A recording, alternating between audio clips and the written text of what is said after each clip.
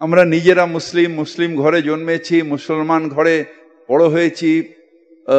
আমাদের নামাজ, আদব, কায়দা সব আমাদের বেশিরভাগই মানুষের জানা।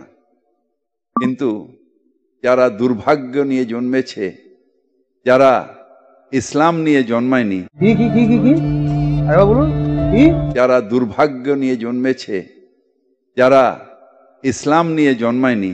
তাহলে ফিরহাদ হাকিমের নেত্রী মমতা ব্যানার্জি, তিনি তো একজন ব্রাহ্মণ পরিবারের মেয়ে, একজন হিন্দু, একজন সনাতনী। তিনি কি তাহলে দুর্ভাগ্য নিয়ে জন্মগ্রহণ করেছেন নাকি? কি বলে? তো মহা মুশকিল ভাই। নাকি ফিরহাদ হাকিমের নেতা অভিষেক ব্যানার্জি, তিনি দুর্ভাগ্য নিয়ে জন্মগ্রহণ করেছেন? আমি কিন্তু 100 বলে দিচ্ছি।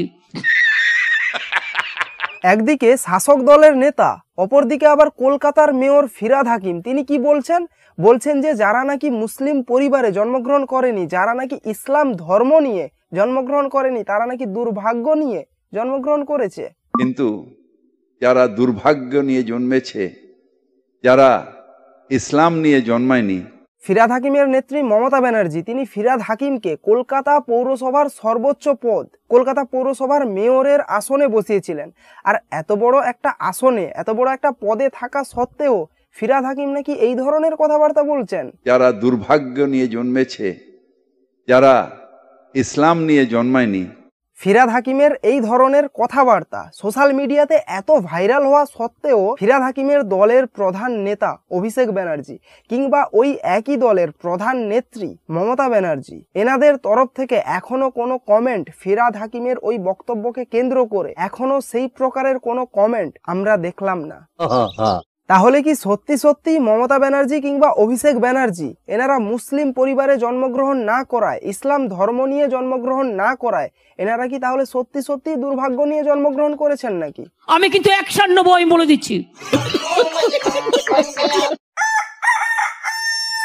নমস্কার, আমি অভিজিৎ। আপনারা দেখছেন আমার ছোট্ট ইউটিউব চ্যানেল মেদিনীপুরের পোল্লা।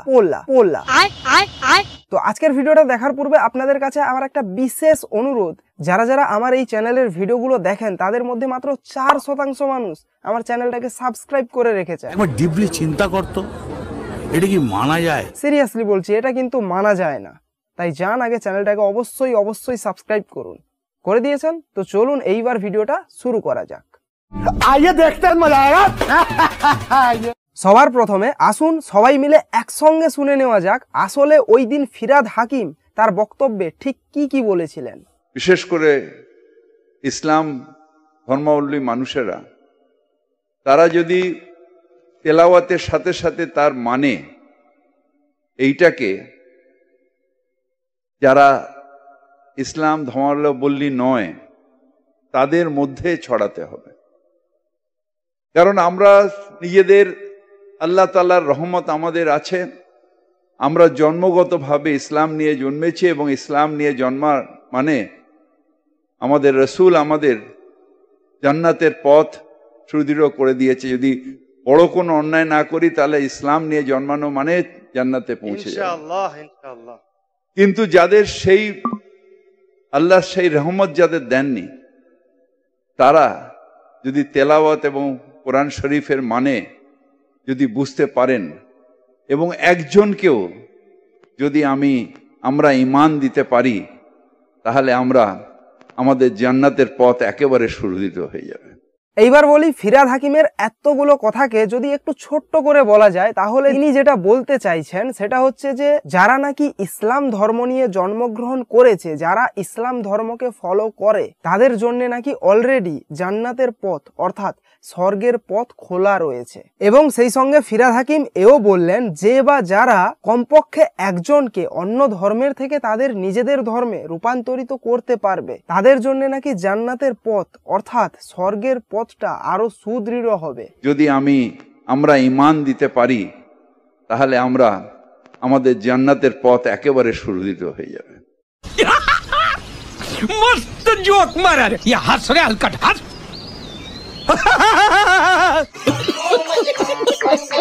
যাই হোক, ফিরহাদ হাকিম তার ওই বক্তব্যে আরো অনেক কিছুই বলেছিলেন।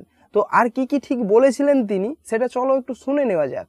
আমরা নিজেরা মুসলিম, মুসলিম ঘরে জন্মেছি, মুসলমান ঘরে বড় হয়েছি। আমাদের নামাজ, আদব, কায়দা সব আমাদের বেশিরভাগই মানুষের জানা। ফিরহাদ হাকিম তার বক্তব্যের শুরু থেকে এই পর্যন্ত ঠিক যা যা বলেছিলেন সেগুলো তবুও একটু মেনে নেওয়া যায়, কিন্তু ঠিক এর পরে তিনি যে কথাটা বলেছিলেন, কিন্তু যারা দুর্ভাগ্য নিয়ে জন্মেছে, যারা ইসলাম নিয়ে জন্মায়নি, তাদেরও দাওয়াতে ইসলাম অর্থাৎ ইসলামের দাওয়াত দিয়ে তাদের মধ্যে ঈমান নিয়ে আসলে এটা আল্লাহ তাআলাকে খুশি করা হবে আমাদের ইসলামের রাস্তা। ঠিক এইখানে ফিরহাদ হাকিম বললেন যারা দুর্ভাগ্য নিয়ে জন্মেছে, যারা ইসলাম নিয়ে জন্মায়নি, যারা দুর্ভাগ্য নিয়ে জন্মেছে, যারা ইসলাম নিয়ে জন্মায়নি।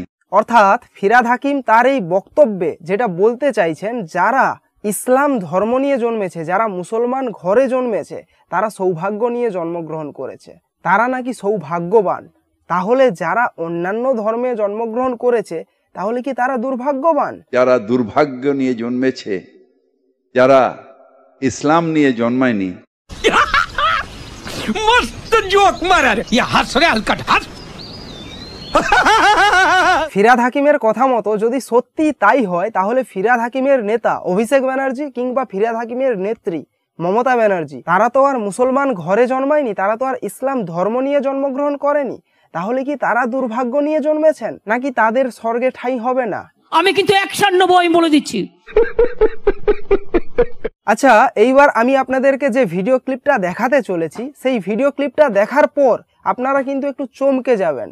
কারণটা কি জানেন? কারণটা হলো এটা যে এত কিছু ঘটে যাওয়ার পরেও ফিরহাদ হাকিমকে যখন সাংবাদিকদের তরফ থেকে প্রশ্ন করা হয়, সাংবাদিকরা যখন ফিরহাদ হাকিমকে প্রশ্ন করে, তখন ফিরহাদ হাকিমের মেজাজটা দেখুন এবং তার কথাবার্তাগুলো শুনুন। আপনারা যদি মনে করেন যে আমি সাম্প্রদায়িক হতে পারি, তাহলে আপনাদের ধন্যবাদ। আপনার মনে হয় যে আমি সাম্প্রদায়িক হতে পারি? ইয়েস অর নো চেয়েছি? নো। সুতরাং বিজেপি কি করছে, ও হেগে গেলে ওর হাগাতে আমি পা দেবো। No question. আমি আমার নিজের ধর্ম মানি, আমি দুর্গা পুজো করি, কালী পুজো করি। আমাকে সাম্প্রদায়িক বলা মূর্খ যারা তারা বলে। No questions. ফিরহাদ হাকিম সাম্প্রদায়িক নাকি সাম্প্রদায়িক নয় এর উত্তর আমার জানা নেই, কিন্তু আমি কেবলমাত্র একটাই কথা বলবো, যে মানুষটা এই কথাটা বলতে পারে, এই ধরনের কথাটা বলতে পারে, যারা দুর্ভাগ্য নিয়ে জন্মেছে, যারা ইসলাম নিয়ে জন্মায়নি, সেই মানুষটা নিজের ধর্মকে বাদ দিয়ে অন্য আর সমস্ত ধর্মের প্রতি কি ধরনের ভাবনা পোষণ করে, সেটা আশা করি আর সাধারণ মানুষকে বোঝাতে হবে না। সাধারণ মানুষ অলরেডি সেটা বুঝতে পেরেছে। যারা দুর্ভাগ্য নিয়ে জন্মেছে, যারা ইসলাম নিয়ে জন্মায়নি। কলকাতার মেয়র হওয়ার কোনো যোগ্যতাই যার নেই, আমার দেখা অপদার্থ এবং ব্যর্থ, তিনি কালকে যে কথা বলেছেন তার কোনো ক্ষমা হয় না। এবং এটাকে আমাদের এর প্রতিবাদ শুধু না, এর একটা হেস্ত নেস্ত করতে হবে। আমি এইখানে সেই সমস্ত তৃণমূলী হিন্দু সনাতনীদের কাছে একটা প্রশ্ন রাখতে চাই, যে আপনারা ইসলাম ধর্ম নিয়ে জন্মগ্রহণ না করায়, আপনারা মুসলিম পরিবারে ফ্যামিলিতে জন্মগ্রহণ না করায়, আপনারা হিন্দু পরিবারে জন্মগ্রহণ করায়, আপনারা কি তাহলে দুর্ভাগ্য নিয়ে জন্মগ্রহণ করেছেন? যারা দুর্ভাগ্য নিয়ে জন্মেছে, যারা ইসলাম নিয়ে জন্মায়নি। ইসলাম ধর্মের বা মুসলিম পরিবারে জন্মগ্রহণ না করাটা দুর্ভাগ্য, আনফরচুনেট, এটা বলার অধিকার তাকে কে দিয়েছে? এই মুহূর্তে যারা সেকুলার বলেন, ধর্মনিরপেক্ষতার করা যারা আওরান, ভেতরে তো অন্য জিনিস, সেটা তো বোঝাই যাচ্ছে, যত দিন যাচ্ছে সেটা প্রকট এবং পরিষ্কার হচ্ছে। আমি শুধু এই কথাটাই ভাবছি যে একটা প্রশাসনের আন্ডারে থেকে একটা পৌরসভার মেয়র হয়ে কিভাবে তিনি এই ধরনের ভাবনা পোষণ করেন, কিভাবেই বা তার মধ্যে অন্যান্য যত সমস্ত ধর্ম রয়েছে সেগুলোকে ছোট করার প্রবণতা তার মধ্যে লক্ষ্য করা যায়। যারা দুর্ভাগ্য নিয়ে জন্মেছে, যারা ইসলাম নিয়ে জন্মায়নি। সবাইকে ইসলাম গ্রহণ করাতে হবে, ধর্ম পরিবর্তন করতে হবে, আমার কথা নয়। বড় বড় ঢিল ছুঁড়ে মারবে, পাথর ছুঁড়ে মারবে, পাথরের আঘাত লাগবে, দগ্ধে মরবে, হঠাৎ করে যেতে যেতে ফট করে নারীর গলা কেটে দেবে, বোরখা পরিয়ে দেবে। এটা উনি চাইছেন, স্বপ্ন দেখছেন।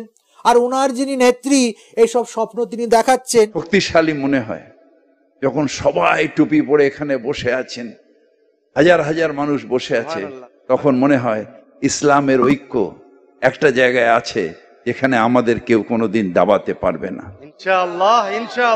ফিরহাদ হাকিমের মতো কিছু মানুষেরা এই ধরনের কথাবার্তা বলতে পারেন কিংবা এই ধরনের ভাবনা পোষণ করতে পারেন, কারণ তারা তো জানেন যে আমাদের দেশ তথা আমাদের রাজ্যে কিছু সেকুলার হিন্দু রয়েছে যারা নূপুর শর্মার কথার ক্রিটিসাইজ কিংবা প্রতিবাদ তো করতেই পারেন, কিন্তু ফিরহাদ হাকিমদের মতো এই ধরনের ভাবনা কিংবা কথাবার্তা কে নিয়ে তারা কখনোই সমালোচনাও করবেন না, প্রতিবাদ তো দূরের কথা। তোমার বাপের কিছু আছে সারা ভারতবর্ষে, তা তোমরা পাবে?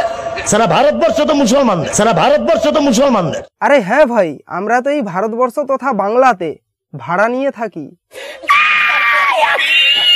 সারা ভারতবর্ষ তো মুসলমানদের, সারা ভারতবর্ষ তো মুসলমানদের। क्या बात कर रहे हैं बाबा? যাই হোক, ফিরহাদ হাকিমের এইবারের বক্তব্যটাই যে কেবল একমাত্র বক্তব্য তা নয়, এর আগেও তিনি এই ধরনের বিকৃত কথাবার্তা, বিকৃত বক্তব্য রেখেছেন। बंगाल के आधे पॉपुलेशन वो भी उर्दू बोलेंगे और उर्दू আর ফিরহাদ হাকিমের এই ধরনের কথাবার্তা বারবার ভাইরাল হওয়া সত্ত্বেও তাদের দলের প্রধান নেত্রী মমতা ব্যানার্জি কিংবা তাদের দলের প্রধান নেতা অভিষেক ব্যানার্জি ফিরহাদ হাকিমের বিরুদ্ধে এখনো কোনো কড়া স্টেপ কিংবা কড়া পদক্ষেপ গ্রহণ করেনি। তাহলে কি ফিরহাদ হাকিমের নেত্রী কিংবা নেতারা ফিরহাদ হাকিমের কথা মতোই বাংলায় পরিবর্তন হোক, এরকমটাই কি চাইছেন? আমি কিন্তু 190 বলে দিচ্ছি। এইবার আসি সেকুলার হিন্দুদের কথায়। আমরা জানি আমাদের দেশে অনেক সেকুলার হিন্দু রয়েছে, ঠিক একই রকমভাবে আমাদের রাজ্যেও অনেক সেকুলার হিন্দু রয়েছে। আর সেই সমস্ত সেকুলার হিন্দুদের রানী স্বপ্না ভাদুড়ী, যে আবার একদিকে দেখতে গেলে দেবাংশুর বড়দি। তো এই দেবাংশুর বড়দি তথা সেকুলার হিন্দুদের রানী স্বপ্না ভাদুড়ী। নমস্কার, আমি স্বপ্না ভাদুড়ী। নমস্কার, আমি অভিজিৎ ভুঁইয়া। আপনার কাছে আমাদের সবার তরফ থেকে একটাই রিকোয়েস্ট, একটাই অনুরোধ, দয়া করে একটু আস্তে কথা বলবেন, আমরা সবাই ভালোভাবে কানে শুনতে পাই। নূপুর শর্মা, নূপুর শর্মা, নূপুর শর্মা। আরে এই ধরনের মহিলাকে গাছে উল্টো করে বেঁধে এটা পেটানো উচিত। ক্ষমতা হয় কি করে? একটা ধর্মকে এইভাবে অশ্লীলভাবে ব্যবহার করে, একটা ধর্মের প্রতি কুরুচিকর মন্তব্য পেশ করে, একটা ধর্মকে ছোট করা, একটা ইসলাম ধর্মের নবী হযরত মুহাম্মদ জিকে এইভাবে নোংরা ভাষায় কথা বলা, এর ক্ষমতা আসে কোথা থেকে? আমরা সকলেই জানি মুসলিমদের যিনি প্রধান তার সম্পর্কে নূপুর শর্মা যখন একটা কমেন্ট করেছিল, ঠিক তখনই স্বপ্না ভাদুড়ীর মতো মানুষেরা এই ধরনের কথাবার্তা বলেছিল নূপুর শর্মাকে নিয়ে বা নূপুর শর্মার বিরুদ্ধে। কিন্তু ফিরহাদ হাকিমেরা যখন এই ধরনের কথাবার্তা বলে, তখন কিন্তু স্বপ্না ভাদুড়ীর মতো মানুষদের মুখে মনে হয় কেউ স্যালোটি বাঁটিয়ে দিয়েছে কিংবা কেউ ফেবিকুইক লাগিয়ে দিয়েছে। আমাদের সনাতন ধর্ম কখনো যেন শিখায়নি যে নিজের ধর্মকে সম্মান করো আর অন্য ধর্মকে অসম্মান করো। সনাতন ধর্ম কখনো যেন শিক্ষা দেয়নি যে প্রত্যেক সময় নিজের ধর্মকে বড় করে অন্য ধর্মকে অশ্লীল ভাষায় সারা পৃথিবীর সামনে ছোট করে অন্য ধর্মকে। এই দেবাংশুর বড়দি আমাদেরকে অনেক জ্ঞান দিচ্ছে। এ কি বলছে? বলছে যে সনাতন ধর্ম আমাদেরকে শিখিয়েছে নিজের ধর্মকে ভালোবাসো, কিন্তু অন্য ধর্মকে কখনোই অপমান করো না। এটা ঠিক, কিন্তু এই দেবাংশুর বড়দির হয়তো এই সাধারণ জ্ঞানটুকু নেই। এই সনাতন ধর্ম আমাদেরকে এটাও শিখিয়েছে যে নিজের ধর্মের আচরণই সর্বদা করা উচিত। কিন্তু এ যেখানেই সবার প্রথমে বক্তৃতা দিতে যায়, ভাষণ দেওয়া শুরু করে, কি দিয়ে শুরু করে সেটা কি আপনারা জানেন? আল্লাহু আকবার। এই সময় একটা ব্লাড টেস্ট করা দরকার, রক্ত পরীক্ষা করা দরকার। তো বাস, এইবার ভিডিওটা শেষ করব, কিন্তু ভিডিওটা শেষ করার পূর্বে আমি জাস্ট একটাই কথা বলতে চাই যে এখনো সময় রয়েছে, একটু জেগে উঠুন, না হলে শেষ পর্যন্ত সৌমিত্র খানের ওই কথাটা বাস্তব না হয়ে যায়। पश्चिम बंगाल में कुछ दिनों के बाद पूरा हिंदू जाति खत्म हो जाएगा। यहाँ पे मुस्लिम का गठन होगा। मैं बोल रहा हूँ सर, 10 साल के बाद याद रहेगा पूरा बंगाल पे। তো বাস আজকের জন্য ভিডিওটা এইটুকুই। ভিডিওটা ভালো লাগলে একটা লাইক করো ভিডিওটাতে, আর এই ভিডিওটার সম্পর্কে আপনার ওপিনিয়ন কি সেটা অবশ্যই কমেন্ট করে নিচে জানাবেন। আর চ্যানেল যদি এখনো না সাবস্ক্রাইব করে থাকেন অবশ্যই চ্যানেলটাকে সাবস্ক্রাইব করে পাশে থাকা বেল আইকনটিকে অলে প্রেস করে দিন, যাতে করে আমার লেটেস্ট ভিডিওগুলোর নোটিফিকেশান সবার প্রথমে পেতে পারেন। আর আমাকে যদি ইনস্টাগ্রামে ফলো করতে চান অবশ্যই ভিডিওর ডেসক্রিপশানে লিঙ্ক দেওয়া রয়েছে, সেখানে গিয়ে আমাকে ইনস্টাগ্রামে ফলো করতে পারেন। তো দেখা হচ্ছে নেক্সট ভিডিওতে। জয় হিন্দ।